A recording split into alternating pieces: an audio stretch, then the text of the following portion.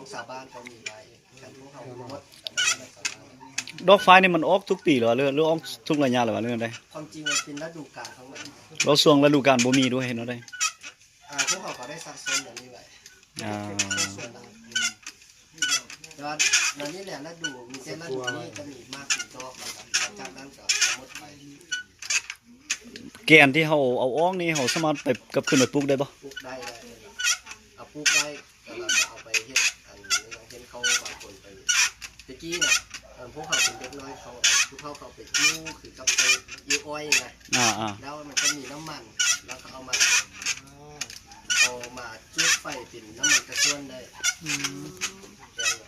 นี่แสดงว่า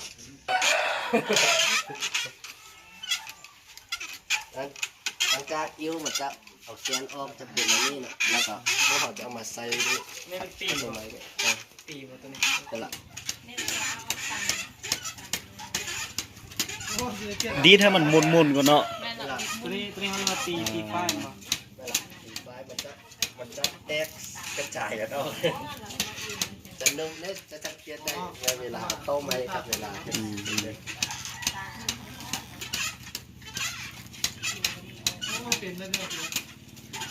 แล้วจ้าผมงานได้จ้าเลยไม่ที่นี่นะว้าวยังเอามาอันนั้นเป็นเด้อเอามาหล่อจริงเอามาเห็ดอันนี้จริงเลยแล้วก็ไปเอามารอพอเอามารอเป็นทางตัวหาไฟ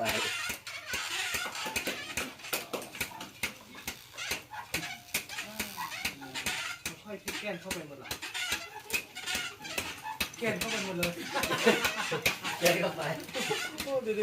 ำเลย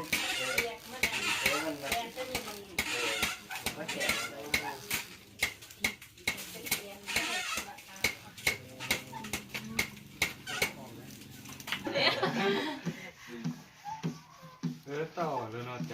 จับโตเลยมันอันฝ่ายเขาปะเลยอันนั้นมันไม่ขี้เยอะเลย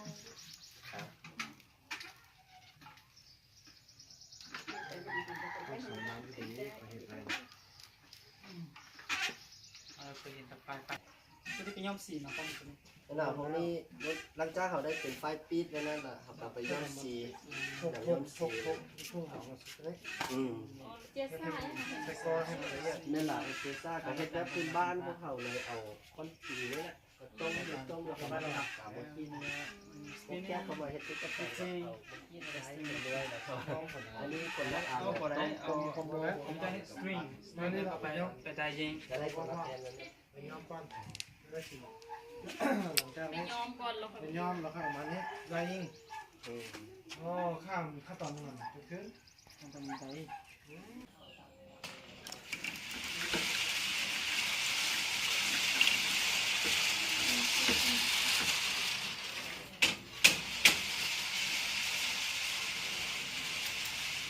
มื้อนึงเฮาเฮ็ดเวียกประมาณจักชั่วโมง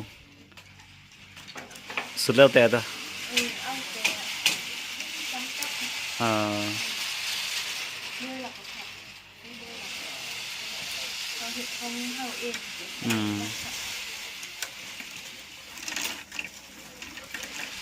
ขั้นตอนนี้มันจะง่ายนิดนึงเนาะ